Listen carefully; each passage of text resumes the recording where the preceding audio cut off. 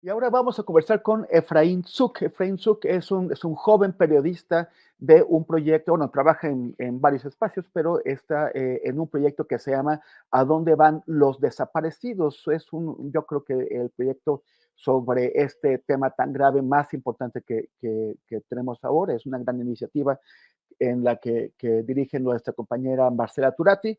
Y vamos, bueno, gracias Efraín Zuc por estar con nosotros el día de hoy. ¿Qué tal? Buenos días, Temoris. Buenos ¿Cómo días estás? también, tardes a la audiencia. Sí. Oye, Efraín, hemos tenido un salto con las cifras, ha sido muy polémico todo el último semestre, hubo con los cambios en la Comisión Nacional de Búsqueda, la crítica del presidente hacia cómo se elaboraron las estadísticas o el censo de desaparecidos, luego de pronto la idea de que solamente habían, o que se comunicó, a mí me parece que mal, la idea de que solamente había 12,000 desaparecidos, no 100,000, y lo que algunos llaman que recular, pero que también podría ser solamente precisar, no sé cómo lo ves tú, en el momento en que dicen, bueno, no, sí, sí, sí, no son 12,000 los desaparecidos, ¿no? ¿Qué es lo que está pasando? Pues primero, Vale la pena recordar, ¿no? En este momento, según el registro oficial de las desapariciones, hay 113,000 personas desaparecidas, ¿no? Y en este sexenio, pues han ocurrido al menos cerca del 40% de estas desapariciones. Esto, digamos, como le ha evidentemente molestado al presidente que pues, en este sexenio haya más desapariciones que en los anteriores, ¿no? Entonces, el 9 de junio hubo la conferencia matutina. El presidente dijo que se estaba realizando un censo de personas desaparecidas, pues obviamente hubo allá mucha alarma entre los colectivos de búsqueda porque obviamente no fueron consultadas.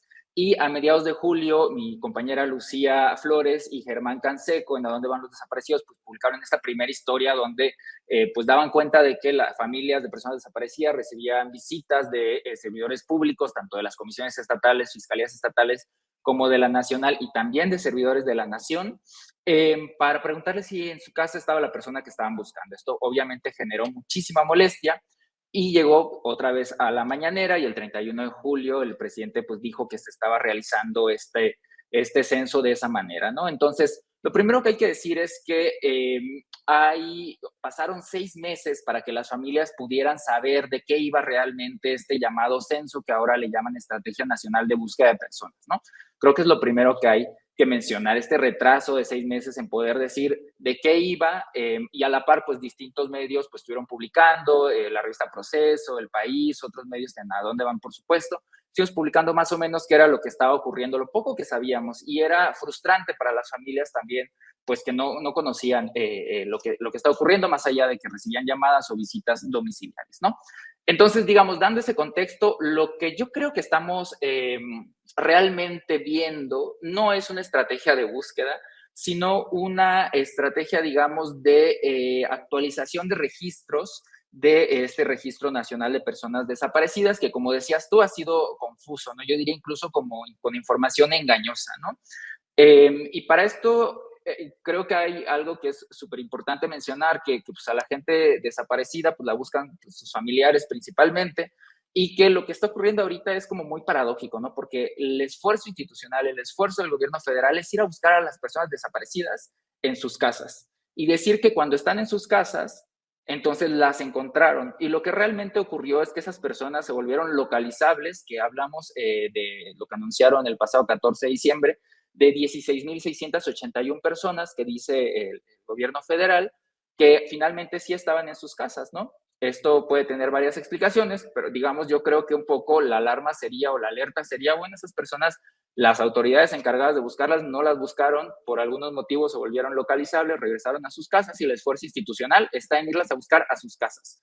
A esas personas que ya, digamos, fueron localizadas, que en el mejor de los casos, pues seguramente en la mayoría de los casos incluso están bien, y esto evidencia más bien como yo creo con un proceso muy inadecuado de las autoridades estatales, que de aquí, a quien nadie está mencionando, ni siquiera el presidente, son las fiscalías estatales, que son las que concentran o que han registrado el mayor número de casos de desaparición, y pues como no las buscan, no saben que ya regresando a sus casas, y entonces esto se está de alguna manera como enunciando como si fuera un éxito de búsqueda del gobierno, cuando en general cuando realmente lo que está pasando es esta actualización del registro desde pues, mi punto de vista, ¿no? Pero hay acusaciones de que el gobierno está desapareciendo desaparecidos, o sea, eliminándolos de la lista con el objetivo de reducir la cifra y o sea, como de una manera abusiva, o sea, sin haber verificado realmente dónde están. Así es, Temoris. Creo que esto Tiene que ver con lo que decía en un inicio, ¿no? Que como las familias no participaron, no se les informó cómo iba a ser este proceso, sus alcances, etcétera, y les tomó totalmente por sorpresa y obviamente en un proceso de revictimización horrible. Imagínate que tú estás buscando a alguien y de repente llegan a tu casa para preguntarte si está allá, ¿no? Como si hubiera un incentivo por ocultar a la persona que fue registrada como desaparecida por parte de las propias familias, ¿no? Entonces, eso hay que decirlo, fue muy revictimizante, ¿no? En ese sentido, pues yo creo que, pues sí, las alertas han estado puestas en lo que las familias, el Movimiento por Nuestros Desaparecidos de México, que reúne a más de 80 colectivos en el país, pues incluso advirtió de que se están borrando registros. Aunque ya se mencionaron algunas cifras, algunos resultados aparentemente de este proceso, la verdad es que seguimos sin conocer quiénes son esas personas que están en estas distintas categorías que no están establecidas en la legislación, que no están establecidas en el protocolo homologado de búsqueda, y entonces las familias no saben si entre esa lista, por ejemplo, hay una categoría de ubicados, que es muy conflictiva, si en esa lista de personas ubicadas, que son 17,843, está el familiar que están buscando, ¿no? Entonces, yo creo que es normal, de alguna manera esperable, no deseable, por supuesto, pero es esperable que las familias tengan esa preocupación de que se estén borrando los registros de personas desaparecidas. Ahora bien, algo que es importante mencionar es que legalmente hay un proceso para determinar cuándo una persona está desaparecida y fue localizada. Y este proceso puede, si no lo ejecutan correctamente las autoridades encargadas de hacerlo, pues pueden incurrir en sanciones administrativas e incluso penales. Entonces, este esfuerzo de la Estrategia Nacional de Búsqueda, que repito, hasta este momento yo creo que se ha quedado en una actualización de registros entre personas que sí estaban desaparecidas, pero fueron localizadas, pues, digamos, se volvieron ellas mismas localizables y había que actualizar ese registro.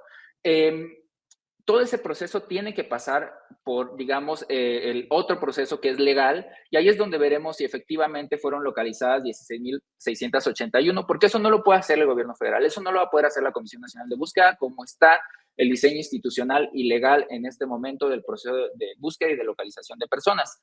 Entonces, ¿quiénes van a tener que hacer ese proceso? Pues las comisiones estatales y las fiscalías estatales, que son quienes en su mayor medida han recibido los reportes y denuncias de desaparición. Y yo creo que allá es donde nos vamos a dar cuenta si el gobierno federal sí hizo el procedimiento correctamente y tiene los documentos que avalan que una persona que dicen que fue localizada efectivamente lo fue o no. Y ahí yo creo que va a ser el momento clave, pues, para poder decir si sí se borraron registros, si no se borraron registros, o qué ocurrió con estas, hasta este momento yo creo que hay que llamarlas supuestas localizaciones. ¿Cuántas son esas supuestas localizaciones? Repito, 16,681 personas. Todas las demás siguen estando desaparecidas. Es más, yo diría, hasta el momento, lo que creo que hay que mantener, incluso como periodistas, es que hay 113,841 personas desaparecidas, de acuerdo al registro oficial que está establecido en la Ley General en materia de desapariciones, que es el que se puede consultar en línea. Y lo demás, estos resultados yo creo que preliminares, en algunos casos datos engañosos que ha compartido la Secretaría de Gobernación con la Comisión Nacional de Búsqueda, incluso el presidente, pues hay que tomarlos con una reserva total y esperar a ver cómo finalmente aterriza o se refleja en el registro nacional, que repito, debe seguir un procedimiento donde se acredite de manera fehaciente y que se les debe informar a las familias, además, que hicieron la denuncia o reporte, que su familiar efectivamente fue localizado. ¿Cómo vamos a saber? O sea, ¿cómo se va a aclarar esto? Parece que es un procedimiento engorroso y por la cantidad de personas que están involucradas, pues no va a ser el próximo mes. exactamente. Por eso digo que estos resultados, entre comillas, tienen que tomarse así como muy preliminarmente y el método, el mecanismo, digamos, ideado en un documento que se llama el protocolo homologado de búsqueda, es que tiene que haber un informe de localización, ¿no? Y también al final del día, estas supuestas localizaciones tienen que verse reflejadas en el Registro Nacional de Personas Desaparecidas y No Localizadas, ¿no? Entonces, yo creo que aquí sí habrá que pues, ser bastante precisos, precisas, tener ahí el ojo puesto para ver cómo se mueve el registro y demandar transparencia, que digo, lo lamentable de esta experiencia, de este proceso, es que las familias de manera reiterada, repito, desde finales de julio, pidieron transparencia en este proceso y fue hasta este pasado 14 de diciembre que el presidente dio algo de información en su conferencia matutina. Dijeron que iban a estar informando mes con mes y pues esperemos que ahí realmente se pueda, pues sí, pues pueda pues presentarse la evidencia que dé certeza a las familias buscadoras, porque hay que decir algo, y esto creo que todo el mundo que descubrimos desapariciones estamos, digamos, de la mano con lo que exigen las familias, ¿no? De alguna manera, pues obviamente lo que queremos es que las personas sean localizadas, ¿no? Lo que no se quiere es que en un proceso opaco, sin evidencia, pues hayan localizaciones que finalmente no lo sean y entonces se deje buscar a algunas personas desaparecidas, ¿no? Ese es, digamos, como el planteamiento, yo creo que central. Y finalmente, Efraín, ¿ustedes han identificado distintos comportamientos en los estados, o sea, en las fiscalías y en las comisiones estatales de búsqueda? ¿Ustedes pueden, por ejemplo, poner ejemplos de buen comportamiento y también señalar a los estados que pues están reaccionando mal ante esta emergencia? Pues Creo que ninguna entidad federativa está, digamos, logrando reaccionar a una crisis que claramente tiene desbordada al país, ¿no? Tanto desaparición como de cuerpos sin identificar, eso es claro. Las familias, por ejemplo, en Estado de México han estado, pues, digamos, más o menos acompañando el proceso con la comisionada de búsqueda allá, es un poco lo que hemos escuchado.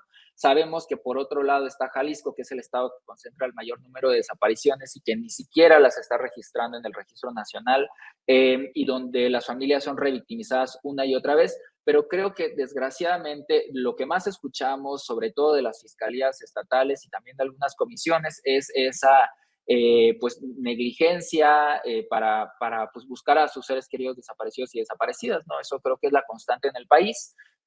Algunas comisiones estatales sabemos que tienen muy poco personal, y, por ejemplo, hay algunas que todavía tuvieron comisionado o comisionada, luego renunció su comisionado o comisionada, ya tienen en unos 2 o 3 años, ya han tenido 2 o 3 comisionados o comisionadas de búsqueda. Sabemos que, esto es importante decirlo, porque justo recordando, ha habido como 3 reuniones del presidente con gobernadores de Morena, diciendo que pues, van a coordinarse para apoyar este esfuerzo de la estrategia de búsqueda, pero no están dándole dinero a sus comisiones estatales de búsqueda, ¿no? Entonces ahí hay una responsabilidad muy importante de los ejecutivos estatales que está siendo totalmente invisibilizada, y repito, de la fiscalía, las fiscalías estatales, tanto como la general, que ni buscan ni actualizan los registros, y ahí, digamos, como esa responsabilidad del presidente de manera muy, pues ahora sí que incomprensible, no lo está señalando, ¿no?